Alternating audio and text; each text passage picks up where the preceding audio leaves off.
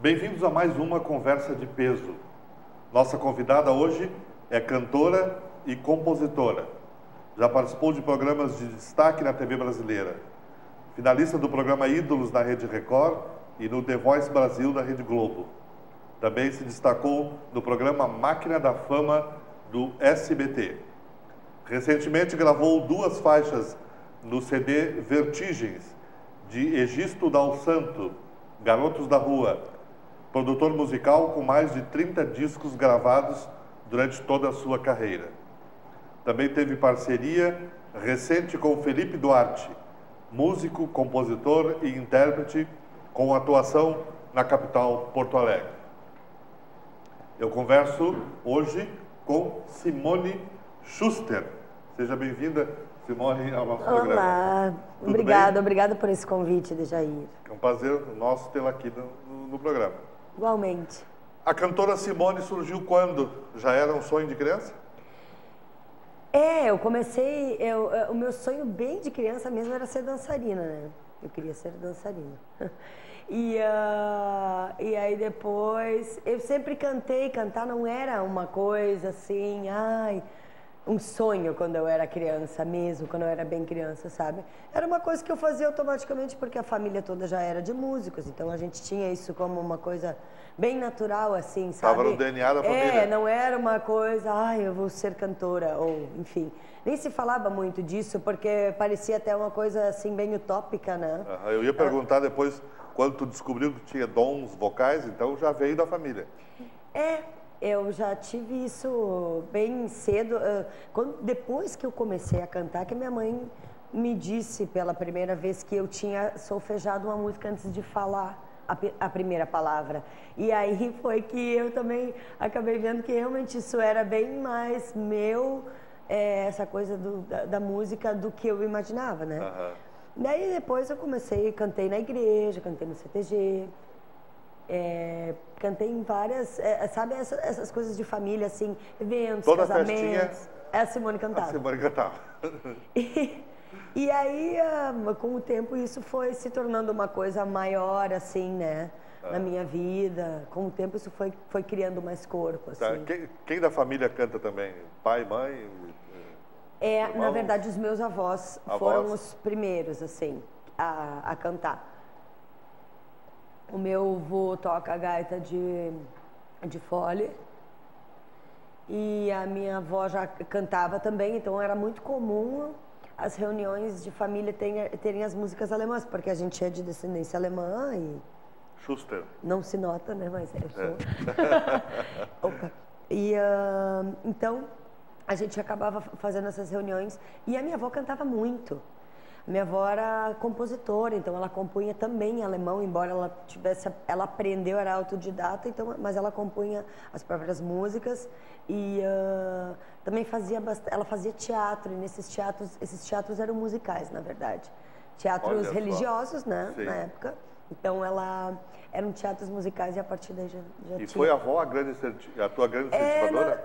A minha avó, na verdade toda a família foi, mas a minha avó foi bastante forte, assim, porque eles tinham grupos vocais que também cantavam na região. E a minha mãe, na verdade, que me ensinou a tocar violão, e com ela que eu tive maior presença, assim, musical dentro da minha casa, mas isso era uma coisa muito normal, assim, a gente cantar, né? Então, acaba que todos tiveram uma influência. Uma influência, sim. E tocas de instrumento só violão ou tem algum outro? Eu toco gaita de boca também.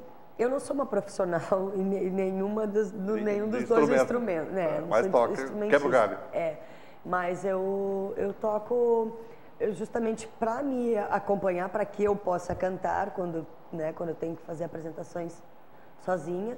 E toco percussão também, né? A percussão é uma coisa mais natural, assim. Então tem algumas percussões que eu me arrisco aí, uns tambores, algumas coisas eu eu arrisco fazer. Já vi que a música tem uma importância fundamental na tua vida. Qual é essa importância? Na verdade, eu vivo disso, né, Jair? Já vive disso? Eu tomei isso como profissão, já fazem alguns anos, e esse é o meu trabalho mesmo. Eu também faço composições, então gravo coisas, músicas que depois eu posso trabalhar com elas e viver delas também, né? E na verdade eu tô sempre, eu canto todos os dias, né? Então é uma coisa, isso é assim que o meu sangue pulsa, né? Com essa música. E às vezes tem períodos que a gente não faz tanto show. E na verdade eu percebo que quando eu não estou fazendo tantos shows, eu começo a ficar um pouco deprimida. Então isso é mais do que simplesmente uma forma de ganhar vida financeiramente, né? Isso é uma forma de viver. Uma forma de viver. Tá no teu. Que eu preciso disso. E uma coisa que é muito importante também, que está diretamente ligada com a questão musical, é a resposta do público, né? As pessoas, esse retorno que vem do público, ele é muito importante. Ele alimenta essa força artística, né? Porque toda essa coisa de ser artista, ela é bem complexa, né? Sim. A gente tem tantas questões que não são mesmo como a gente imagina que elas deveriam ser, né? Claro. E nós somos muitos questionadores, né? E esse questionamento acaba gerando bastante conflito, assim, né? De opinião, né? Dentro da nossa própria cabeça, porque a gente tem que lidar com vários tipos de público, com pessoas que às vezes não são tão musicais, mas a partir do momento que tu toca elas com uma boa música, isso também transforma a vida delas, né? Então, isso é uma troca muito legal, né? Muito legal. Além da família, tu tem alguma influência assim de outros artistas que te inspiraram, que tu busca inspiração? Como é que é? Sim, certamente. Isso é uma coisa que constrói, né, a gente muito. São as influências que a gente vai recebendo ao longo da vida. As primeiras influências que eu tive, na verdade, foram, claro, em casa. E a minha mãe já era uma apaixonada por Raul Seixas quando eu era criança. E ali foi a primeira coisa que a gente começou a ouvir de rock and roll, de entender sobre esses questionamentos que é o rock and roll quem faz, né? Muito.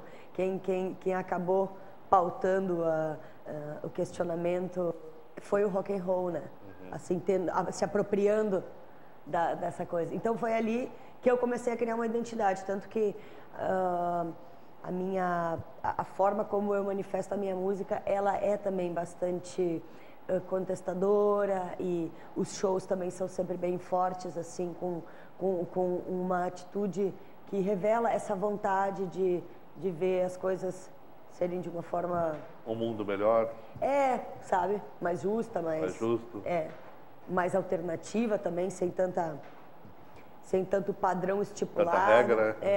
Sem tanto padrão. Essa coisa, esses comportamentos assim que são instituídos, né, e colocados como corretos, às vezes eu me vejo bastante transgressora assim, em algumas coisas, e gosto também de pregar uma certa liberdade de expressão quando eu manifesto a minha arte, sabe? Então veio daí. Aí depois veio Janis Joplin, que foi uma grande influência. Quando eu me dei conta, alguém me disse, olha, tua voz é parecida com a da Janis Joplin, fui conhecer e gostei muito, canto até hoje, e muito me pedem Janis Joplin também nos shows. Depois dos atuais aí, a Amy Winehouse, que foi uma grande influência, né, recente, uma pessoa que eu pude ver, né? Então, isso foi muito forte, que eu fui contemporânea. E diferente dos outros artistas que já eram falecidos, que tu só ouviu, que eu só ouvi, essa então que foi contemporânea, que foi visceral ao extremo, foi uma grande influência também para mim. E atualmente, falando de Lady Gaga é uma pessoa que eu admiro muito por toda a forma como ela... Só tem gente boa aí, né? Tem uma galera bacana, boa, sim. Bacana, né? Sim, sim. Tá, e a compositora, como é que se dá o teu processo criativo? Eu percebo que eu crio mais quando eu estou sofrendo. As melhores canções que eu compus foram canções muito sofridas, né? E eu tentei fazer isso num outro momento, onde eu não estava tão sofrendo, e percebi que é mais difícil, sabe? Quando eu tô feliz, fazer uma canção, porque daí eu quero viver aquela felicidade, claro. Que eu quero me sentar para escrever. Sentar para escrever, né? Sabe? E aí eu percebi isso. Então, tem canções que vêm justamente no momento que eu preciso extravasar, que eu preciso comunicar ou que eu preciso dividir uma coisa que está me perturbando muitas vezes, sabe? Eu acho que o processo criativo começa ali, principalmente ali, por enquanto, né? Eu acredito que isso mude assim com o tempo, que as canções vão, que os períodos vão mudando, mas é por aí. Além dos nomes que tu citasse, algum outro ídolo assim que tu... Freddie Mercury. Freddie Mercury. Meu ídolo máximo é Freddie Mercury, sem dúvida.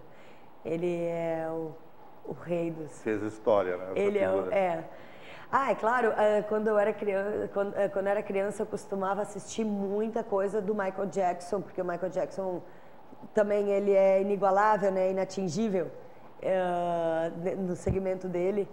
E sei que Michael Jackson é uma grande influência também, e foi daí que eu sempre que eu queria dançar, porque eu via ele dançando e fiz dança durante um bom tempo também.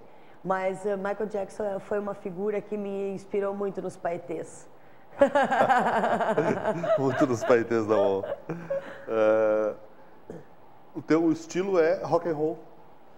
Só? Eu sou uma pessoa rock and roll, né? Mas eu não sou só rock and roll. O rock and roll é uma forma, né? Eu acho que eu me apropriei disso. Ele é uma forma de expressão em tudo. Não é só uma música. Porque eu não canto só rock, eu canto jazz, eu canto blues, eu canto samba, porque eu gosto de samba de raiz, eu gosto mesmo disso. Então, eu consigo estar e transitar nesses meios sem nunca deixar de ser rock and roll. E não tem como deixar de ser. Para mim, não. Sabe, isso, por mais que a gente tenha agora um cenário onde o rock and roll não tem um espaço que se diz, ok, agora um novo ídolo rock and roll, pelo momento. É transitório, mas é outro momento. A gente percebe assim que o rock and roll não tem avalanches de bandas, que não tem. De vez em quando a gente escuta uma coisa nova que é legal, mas quem fez rock and roll e quem nasceu do rock and roll nunca vai deixar de ser. Isso pulsa dentro da gente. E eu acho que e mesmo a gente agora não tendo esse cenário tão forte do rock and roll, eu percebo nas novas gerações que a gente acaba, né, atingindo assim. Eu vejo nos meus irmãos, o meu irmão Júlio César é uma pessoa totalmente rock and roll, e ele mal chegou a ver também rock and roll, sabe? De pessoas vivas ali fazendo. Então, assim, a minha família toda é rock and roll, sabe? Então a gente vai, eu sei que a gente vai ainda passar isso para outras pessoas, para outras gerações, porque se ele continua fazendo, e ele é bons anos mais jovem que eu, então quer dizer que isso não vai acabar, só acaba passando na genética. E na genética e de geração em geração também. Entre as gerações, né? Simone, nós vamos fazer um pequeno intervalo de alguns minutos para as mensagens dos nossos apoiadores e voltamos em seguida. Tá bom.